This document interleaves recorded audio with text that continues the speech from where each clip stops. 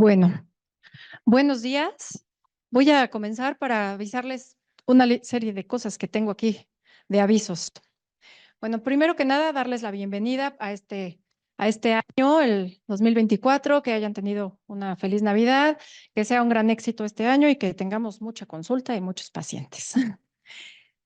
También bienvenidos a la sesión de la Sociedad Médica del Ángeles del Pedregal. Y bueno, pues primero les quería comentar que pues los invitamos a que si no están registradas o inscritas en la sociedad médica, pues se inscriban. Tenemos como muchos beneficios. El primero es que las sesiones ya están, bueno, desde el año pasado avaladas por el Colmexiderm, ajá. Tenemos ya el aval para 2024 y 2025, todo el bienio.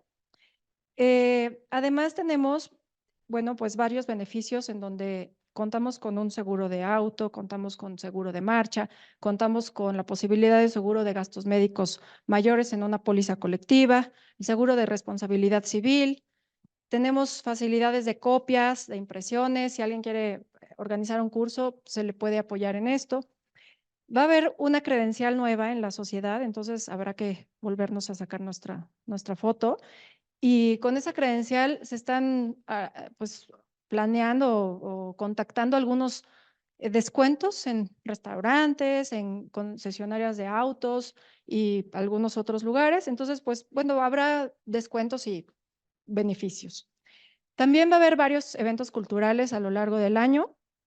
Empezaríamos en febrero, me parece, con uno de Japón, con una plática cultural, con sushi, con algunas cervezas japonesas y bueno, pues esperemos que esté bonito y así a lo largo del año serán diferentes países, será un recorrido al mundo en un año. El viaje cultural deportivo ya se tiene presente, va a ser en mayo, del 16 al 19 de mayo, para que lo empiecen a planear. Será en Los Cabos, entonces pues si les interesa y todo, pues planéenlo en sus consultas con su familia y pues que sepan que ya se está organizando. Em, ¿Quién más?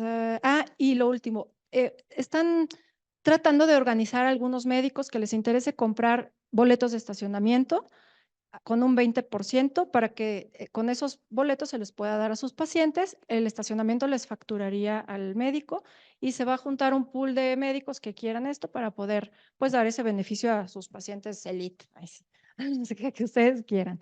Y bueno, pues estos son como avisos parroquiales, los invitamos a la sociedad y pues sin más, agradecer a Sanofi por el apoyo y a la doctora Marimar Sáez de Ocariz, pues por su presencia aquí, su apoyo con su plática y sus casos. Muchas gracias.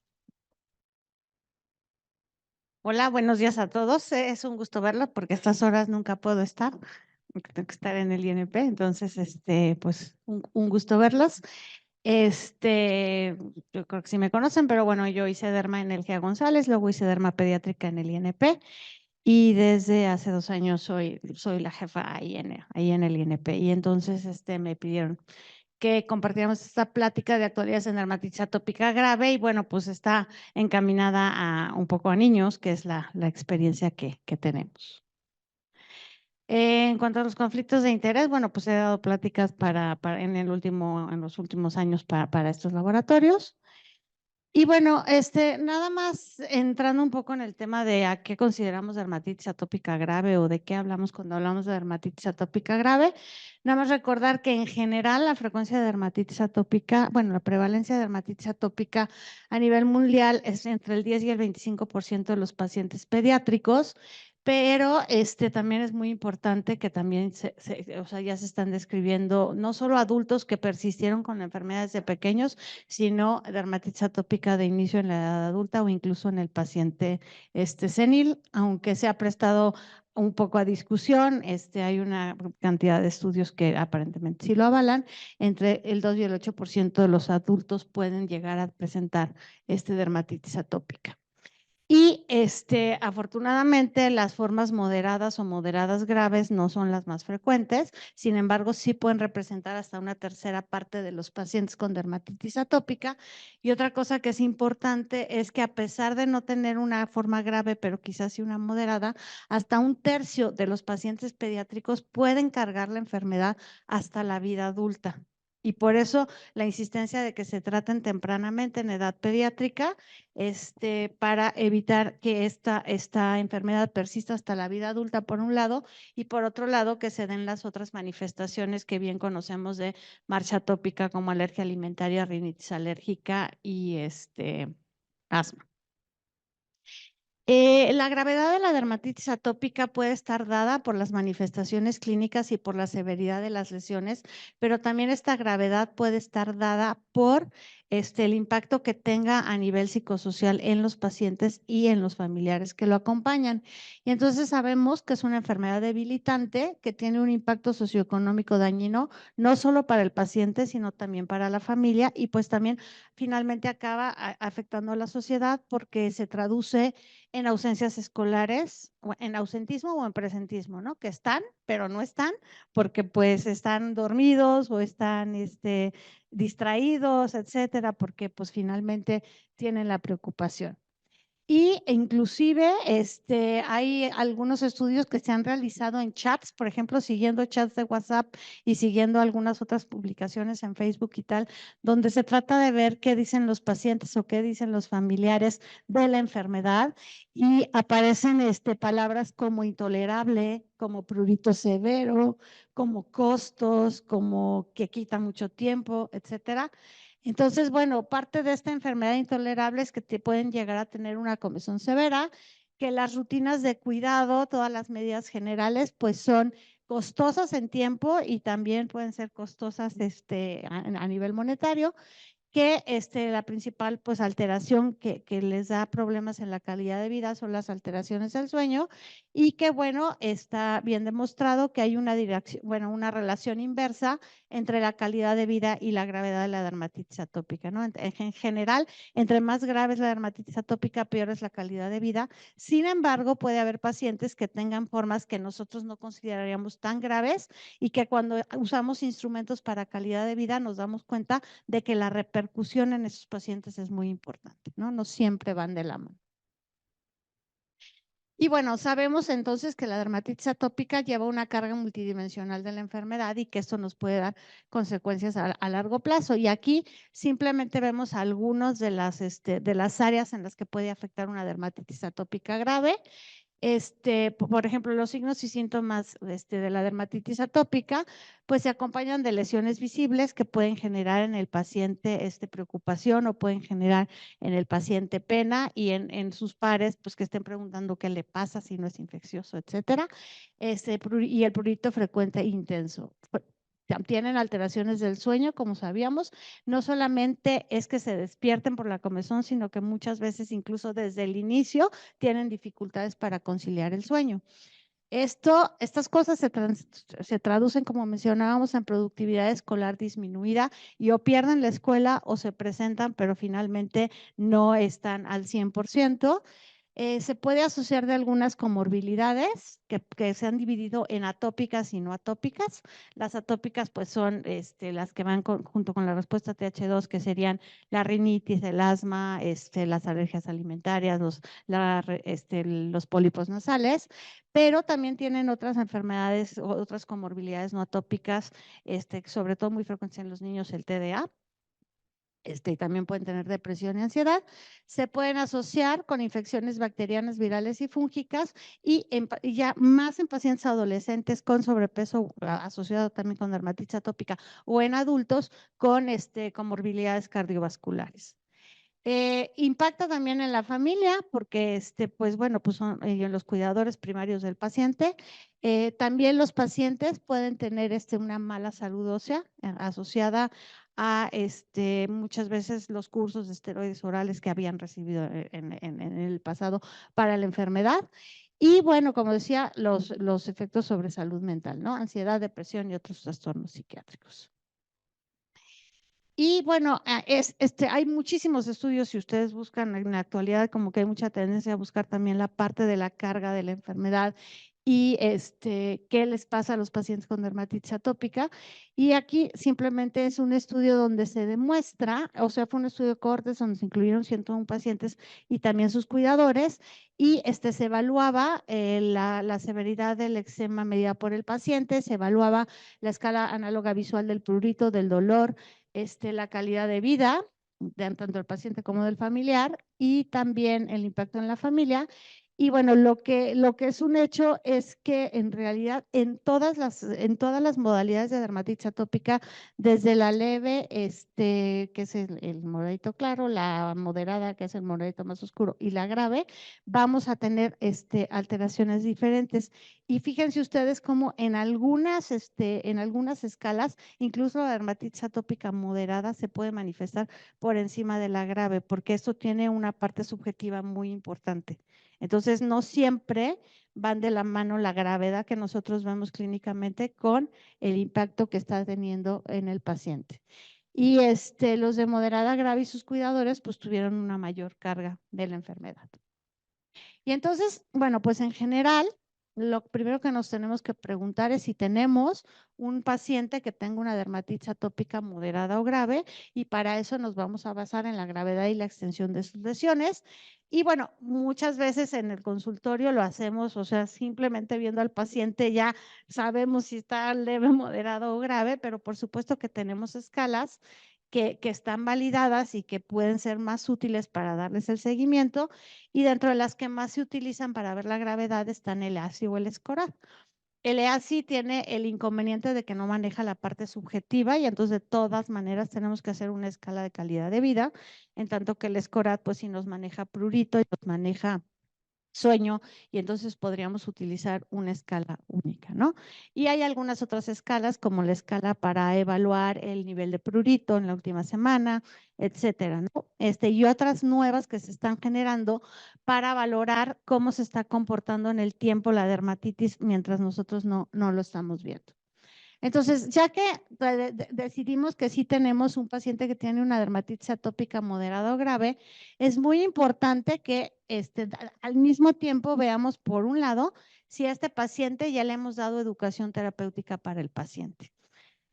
Hoy sabemos que esta educación terapéutica para el paciente ya tiene que formar parte del tratamiento holístico de los pacientes, sobre todo con dermatitis atópica moderada o grave, y que puede hacerse en el consultorio, se puede hacer en talleres, se puede hacer de manera individual o se puede hacer de manera colectiva, pero básicamente en lo que se traduce es que tengamos el tiempo suficiente para explicarle a un paciente y a sus padres de qué se trata la enfermedad, por qué tienen la enfermedad y qué pueden hacer ellos para ayudarnos a mantener mejor su enfermedad, ¿no? Entonces, dentro de esta educación terapéutica, pues tenemos que incluir, explicarles muy bien cuáles son los irritantes y disparadores conocidos en general, pero también que ellos traten de identificar los que pueden ser específicos en su caso, la importancia de la adherencia al tratamiento, la optimización del tratamiento óptico, y por otro lado, evaluar, por ejemplo, si existen ciertas fobias a tratamiento como a los corticoides o como a las medicinas tomadas, etcétera, para poder hacer un mejor plan de manejo por el paciente. Y por otro lado, como decía, pues descartar diagnósticos diferenciales o diagnósticos agregados que nos puedan incrementar la gravedad de la enfermedad, como infecciones agregadas, como cuando se pueden hacer pruebas de parche para identificar o dermatitis por contacto asociada, y también en algunos casos, pues la interconsulta con un alergólogo para optimizar tratamientos de rinitis alérgica o asma, o en pacientes muy pequeñitos que puedan estar haciendo alergias alimentarias cuando están empezando con la lactación. Una vez que tenemos eso cubierto, bueno, pues tenemos que estar de acuerdo en que ya le dimos un tratamiento tópico intensivo con las cantidades adecuadas de un esteroide de potencia. En general en los niños es leve a moderada, en adultos nos podemos ir a moderada alta por 1 a 4 semanas. Que se está dando tratamiento proactivo de mantenimiento 2 veces por semana en los sitios más rebeldes a tratamiento. Y en los niños también, antes de pasar un tratamiento sistémico, podemos considerar la posibilidad de utilizar las pijamas húmedas. que son la aplicación del esteroide o el emoliente, una pijama delgadita, humedecida, pero súper exprimida y encima una pijama seca durante la noche, y eso en muchas ocasiones ayuda mucho en pacientes muy pequeños. Si a pesar de todo eso el paciente aún tiene dermatitis atópica moderada severa, existe la posibilidad de hacer fototerapia en pacientes selectos, siempre y cuando, bueno, pues se tenga disponibilidad, ¿no? Que es lo difícil. Y si la fototerapia pues no fue exitosa o no se pudo realizar, entonces sí considerar que este es un paciente que necesita tratamiento sistémico, y la elección del tratamiento sistémico pues depende de varias cosas. Una, de las comorbilidades que tenga el paciente, atópicas y no atópicas, de la edad del paciente y también de las preferencias, porque en la actualidad, pues pueden, o sea, ya hay opciones para elegir entre inyecciones y tabletas, y hay quien no se va a dejar poner una inyección, y más siendo un niño, y tampoco lo vas a perseguir cada 15 días. Y bueno, no hace mucho, todo lo que teníamos eran tratamientos sistémicos con inmunomoduladores clásicos, ¿no? Y que además utilizábamos y funcionaban, ¿no? Sin embargo, pues el riesgo-beneficio también se ha puesto en duda. Como verán, aquí no pongo a los esteroides sistémicos porque si bien por muchísimo tiempo se usaron para algunos brotes, e inclusive cuando utilizábamos estos tratamientos, con excepción de la ciclosporina, que es de acción rápida, pero pues la satioprina, el metotrexate y el micofenolato tardan algunas semanas en actuar, pues utilizábamos el esteroide como puente, ¿no? Para no dejar a un paciente eritrodérmico hasta que le hiciera efecto el tratamiento, ¿no? Pero básicamente son los 4 medicamentos que más se utilizaban para dermatitis atópica de manera sistémica. Por el que estaba aceptado, o sea, el que está aceptado para tratamiento de DA es la ciclosporina, y tiene la ventaja de que tiene un inicio rápido de acción. Sin embargo, sabemos que tiene varios efectos secundarios como insuficiencia renal, hipertensión arterial, y la otra cosa es que normalmente en cuanto se suspendía rápidamente se perdía el efecto. Entonces se buscaron opciones que fueran, y sobre todo hablando de niños, que fueran pues menos riesgosas, por así decirlo, y lo que más se ha utilizado son azatioprina y metotrexate. Y el micofenolato, el problema es que es más caro, pero en general es mejor tolerado y con menores efectos adversos, ¿no? Y bueno, en algunos pacientes que no pueden costear otros tratamientos o que no tienen acceso a un seguro público o privado, bueno, pues también son opciones que siguen en el tintero. Pero vean ustedes que pues los resultados son, o sea, sí son eficaces, pero tampoco es que les cambiemos la vida por completo de que los logremos limpiar, ¿no? Y basándonos en la fisiopatología de la dermatitis atópica, recordemos que cuando se hacen estudios en la piel de un paciente con dermatitis atópica, se pueden hacer estudios desde la piel no lesional, en la piel que tiene lesiones agudas y en la piel que tiene lesiones crónicas. E independientemente de que vamos a tener las alteraciones de barrera, que pueden ser por deficiencia de filagrina o por alteraciones en las diferenciaciones de los lípidos, o por o ya porque se genere una respuesta tipo TH2, o ya más tardíamente una TH17 o una TH22.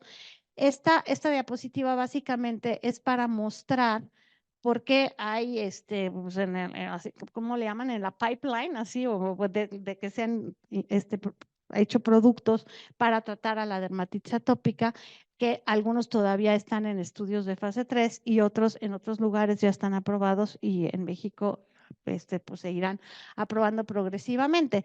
Pero, o sea, a lo que voy aquí es que ay, Dios mío, perdónenme, ya me adelanté un poco. A lo que voy aquí es que, por ejemplo, hay medicamentos que están ya en desarrollo, que incluso pueden empezar a manejar la dermatitis atópica desde los cambios que se empiezan a dar en los queratinocitos, ¿no? Y de estos ejemplos, bueno, el tezepelumab. Otros, por ejemplo, que van dirigidos contra la interleucina 31, y que aparentemente es muy bueno para el control del prurito, como el nemolizumab. De interleucina 4 e interleucina 13, bueno, pues tenemos a dupilumab, ¿no? Y algunos otros. Entonces, e incluso miren cómo en la parte en la que la epidermis ya está hiperplásica, vemos citocinas que nos recuerdan más a la psoriasis, ¿no? E inclusive hay algunos estudios chiquitos donde se ha intentado dar medicamentos que típicamente usamos para psoriasis para quitar este componente acantótico de la dermatitis atópica.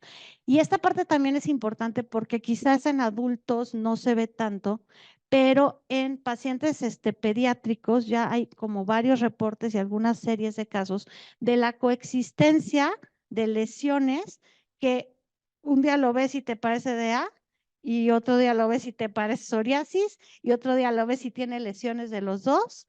Y resulta que cuando hacen una comparación entre psoriasis, dermatitis o psoriasis clásica, dermatitis atópica clásica y esta que le han llamado dermatitis atópica psoriasiforme o eczema dermatitis o de algunas otras maneras, resulta que estos pacientes tienen más afección de cara que los pacientes con dermatitis atópica clásica y que aparentemente responden mejor a tratamiento para psoriasis.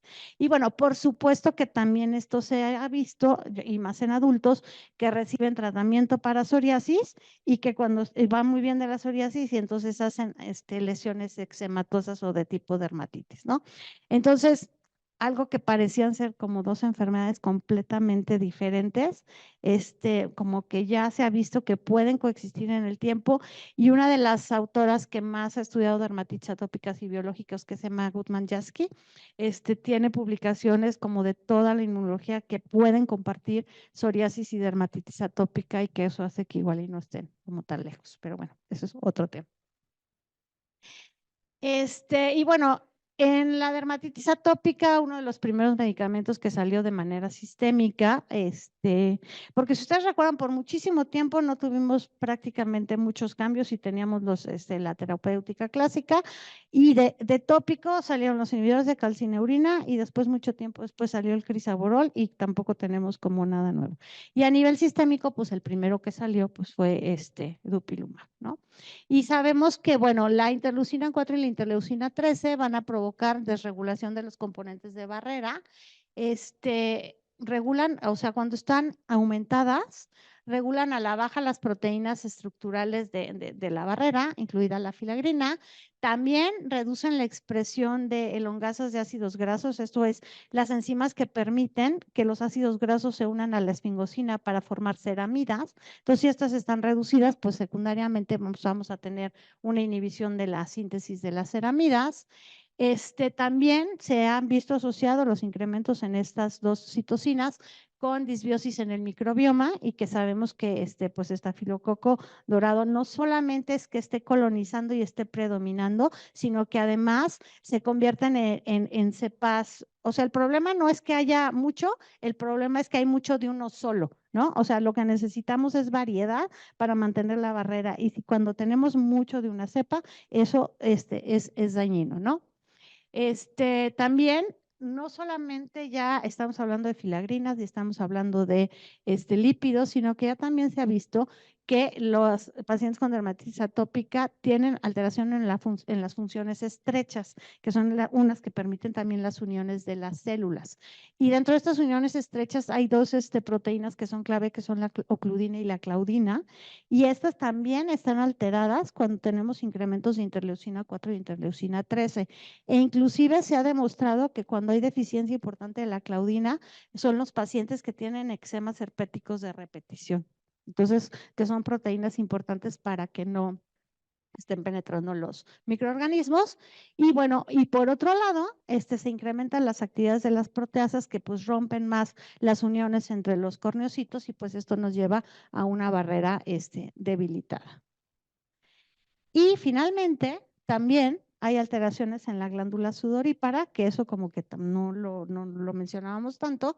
Se reduce la secreción de sudor y esto en parte también nos disminuye los hidratantes naturales, no solamente por disminución de la filagrina, sino también por componentes del sudor.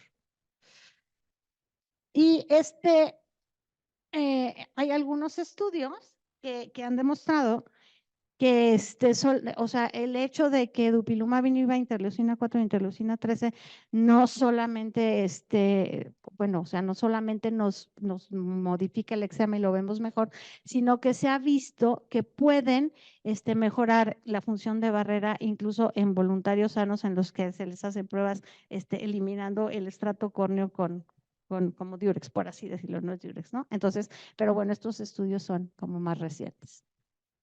Ahora, a partir de que empezó la terapia biológica y con pequeñas moléculas para el tratamiento de diversas enfermedades inflamatorias, pues han surgido una gran cantidad de productos y luego uno hasta les pierde la huella, ¿no? Porque primero tienen el nombre con letritas y numeritos y de aquí a qué sale y en qué se convierte y etcétera. Y bueno, por supuesto no pretendo que revisemos toda esta diapo, pero en el 2020 este autor y sus colaboradores reportan una revisión sistemática con metaanálisis en red. Este metaanálisis en redes lo que hace es que compara mediante redes que se hacen en computadora, va comparando un medicamento contra el otro que le aparece y el grosor de la rayita nos implica qué tan importante es ese medicamento con respecto al otro, básicamente, ¿no? Entonces, en este estudio de metaanálisis en red se evaluó el tratamiento de 6,350 pacientes con más de 20 tratamientos sistémicos. Aquí eran adultos que te llevaban un tratamiento por lo menos de 8 a 16 semanas y dentro de los resultados que vieron en este estudio, vieron que el dupilumab era el que daba mayor mejoría de los datos clínicos y de una disminución del EASI en los pacientes, que tanto el dupilumab como los inhibidores de JAK, llámense upadacitinib y abrocitinib, la medida de eczema orientada al paciente y dupilumab y abrocitinib en mejoría en la calidad de vida. Pero no solo eso, sino que también comparaban, por ejemplo, contra los clásicos como ciclosporina, metotrexata y azatioprina, y se vio que dupilumab y ciclosporina daban mejores resultados en los primeros 4 meses de tratamiento comparados con los otros en cuanto a signos clínicos, pruritos y calidad de vida. Y entonces aquí es uno de los muchos esquemas que tiene este estudio, que está muy interesante por si lo quieren revisar. Y entonces vean cómo pues, manejan todas las dosis por ejemplo, de dupilumab, pero aquí hay unos que siguen en numeritos y el nemolizumab, baricitinib, abrocitinib, ustekinumab, tracolinumab, etcétera, etcétera. Y aquí el cambio en lo de la enfermedad con ciclosporina, dupilumab, contra azatioprina, metotrexate y placebo, ¿no? Entonces, ya desde estos primeros estudios, se demostró superioridad de los biológicos y las pequeñas moléculas sobre los tratamientos sistémicos clásicos. Y bueno, ¿qué hay en cuanto a ya no a los estudios pivotales que son súper estrictos en los ensayos, en cómo metes a un paciente, sino en la vida real lo que se va haciendo con los pacientes que se les da de determinado tratamiento? Y aquí lo que tenemos en niños y adolescentes, pues básicamente va a ser con dupilumab, porque el baricitinib casi no se usa y si se usa es completamente off-label porque no está aprobado. El abrocitinib apenas está siendo aprobado, de hecho apenas lo van a lanzar, ¿no? Seguro algunos irán al lanzamiento.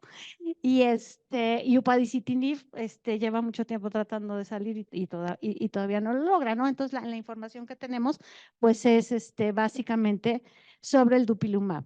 Y bueno, lo importante de esta grafiquita, que me parece más interesante que luego estar viendo puros numeritos, es que si ustedes se fijan, van saliendo ramas y estas ramas tienen diferentes anchuras. Las diferentes anchuras son o por la calidad por la cantidad de pacientes que incluyen o por los porcentajes de respuestas que van dando. Entonces, los más anchos son o los que tienen más pacientes o los que mejores respuestas han dado. Pero vean ustedes cómo, cómo se van modificando las cosas y, bueno, dupilumab, pues ha ido creciendo, ¿no?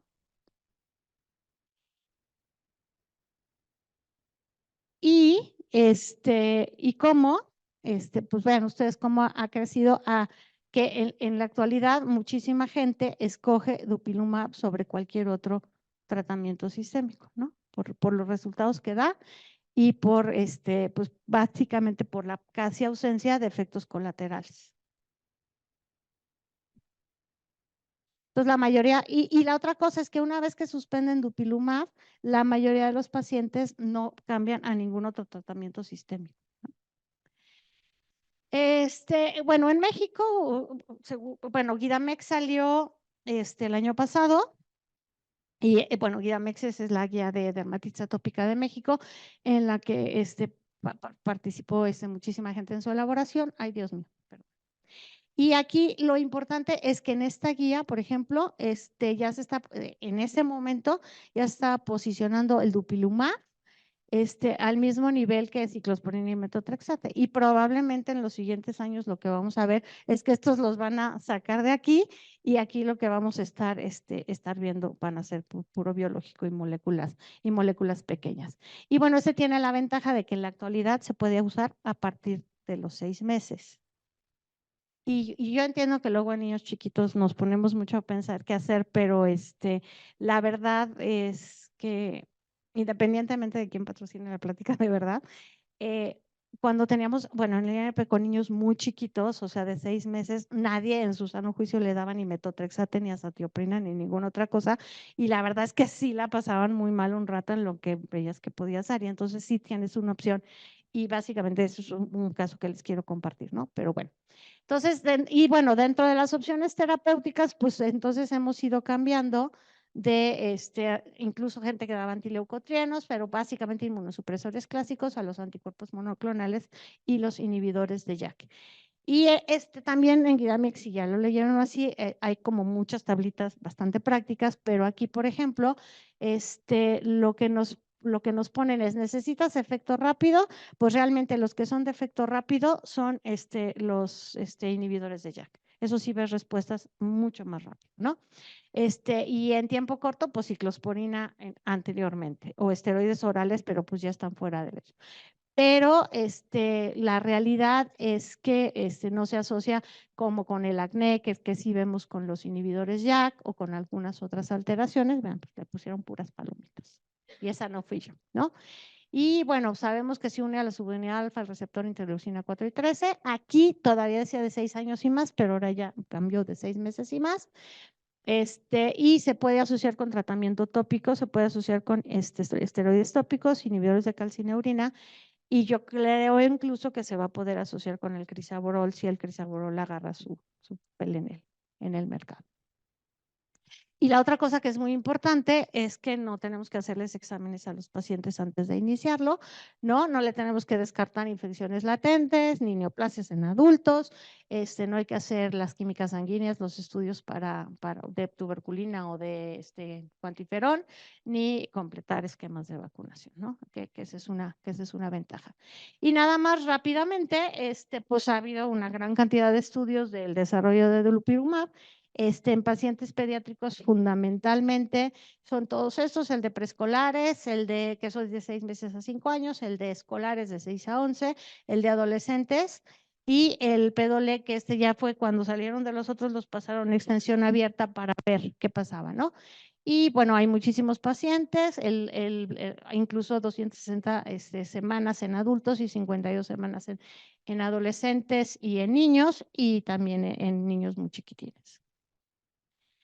Y bueno, básicamente lo que es importante es que las respuestas en adultos y en niños son muy parecidas y un gran porcentaje de los pacientes logra alcanzar EASI 75 en todos los grupos de edad.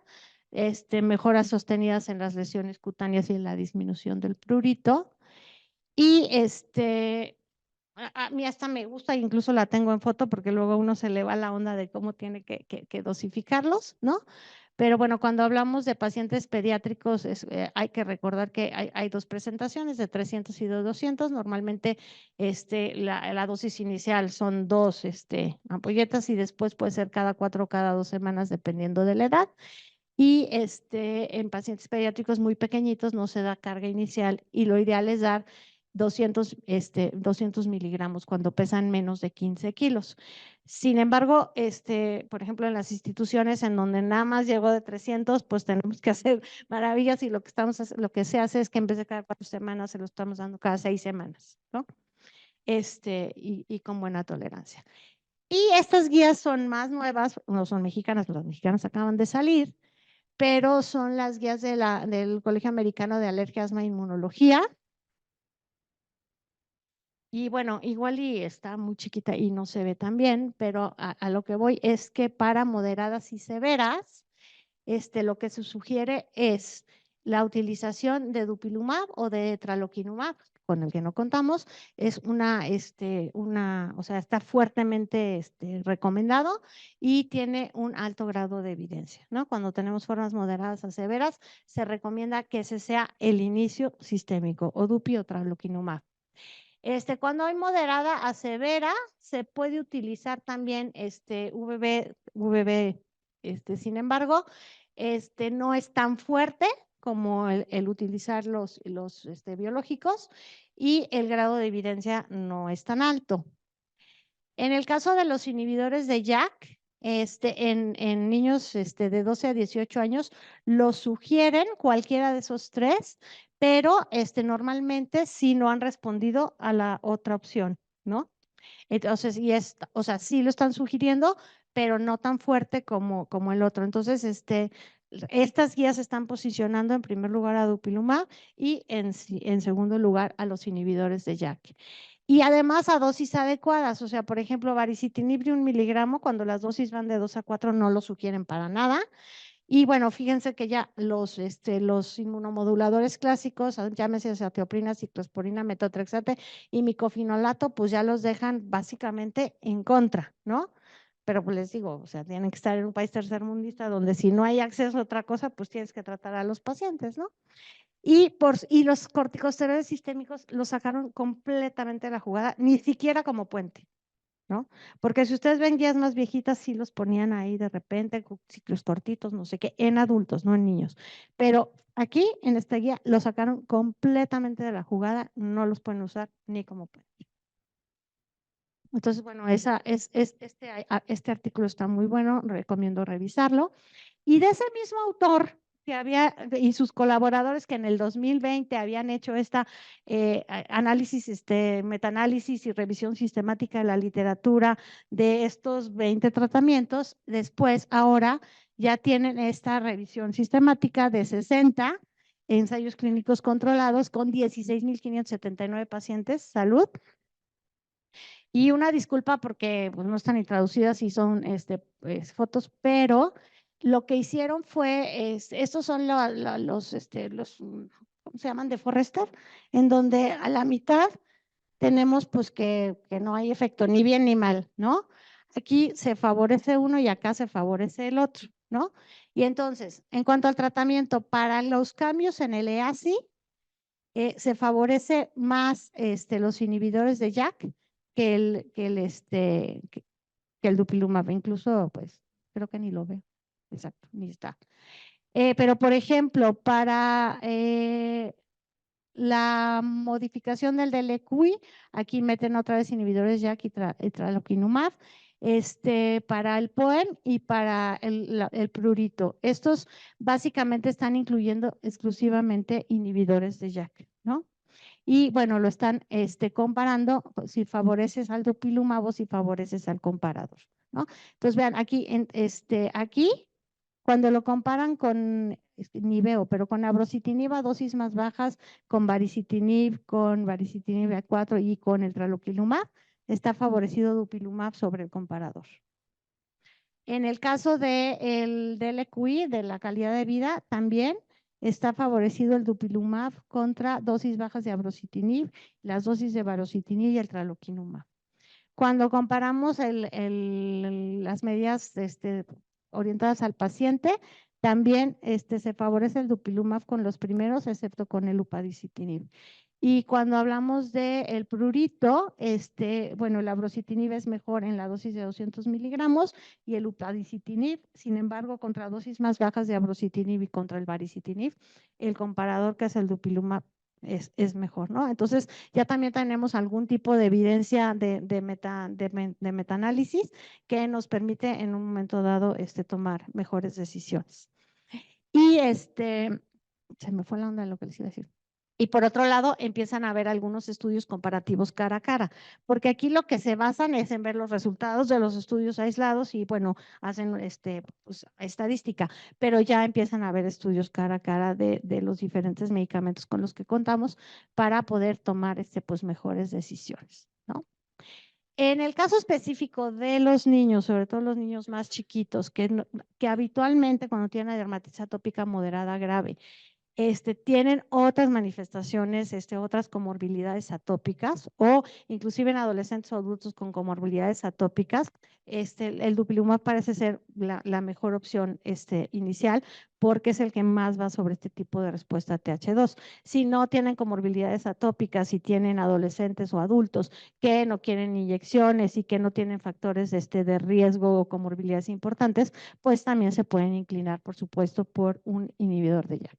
Y bueno, entonces con estos errores innatos de la inmunidad, nada más les digo que tenemos 2 chiquitos con hiper-IgE, que son hermanos, 2 deficiencias de ARPCB1 que son hermanos y otro hiper-IgE que no es hermano, y están entre los 6 y los 14 años y todos han tenido una adecuada respuesta con disminución del escoradiol del EQI. Y en este caso sí, no hay manera de plantearse un inhibidor de JAK en esos pacientes porque tienen una inmunodeficiencia franca. Entonces, les tenemos que dar algo que no les modifique la inmunidad. ¿No? Entonces, bueno, con este producto hay muchísimos pacientes tratados alrededor del mundo. Como biológico es el único que está autorizado de 6 meses a 18 años porque, por ejemplo, el traloquilumab no lo tenemos ni en pacientes. Está aprobado desde los 6 meses de edad, es eficaz y seguro, como pudimos ver. Se tarda más que los inhibidores de JAK, pero sí es un hecho que induce mejoría del prurito desde los primeros días. Y bueno, supongo que conocen al doctor Juan Carlos García, que también maneja muchos biológicos en psoriasis y dermatitis atópica. Él dice que con el dupilumab, ¿cómo dice? Es que ahorita les digo, que la película y la voz van desfasados, porque en la película, en lo que tú ves, lo sigues viendo muy parecido, pero le preguntas al paciente cómo está y el paciente dice que se siente muy bien. Y bueno, no sé si lo han visto, pero sí se ve. Y bueno, siempre será súper importante perfilar a los pacientes para decidir cuál es su mejor opción. Les digo, pues yo les estoy trayendo experiencia pediátrica y pues sí está más cargada el dupilumab por motivos de seguridad y porque finalmente los inhibidores de JAK pues no los tenemos todavía así tan disponibles en esta población. Sin embargo, como empezaba la plática, siempre es bien importante asegurarnos de que antes de que empecemos tratamiento sistémico, estemos seguros de que ya le dimos el tópico suficientemente y bien y que de verdad nos respondió, que no tiene cosas agregadas que nos están haciendo que no responda. Y bueno, pues siempre hay que platicar perfectamente con los pacientes y con los papás para tomar decisiones más certeras. Muchas gracias.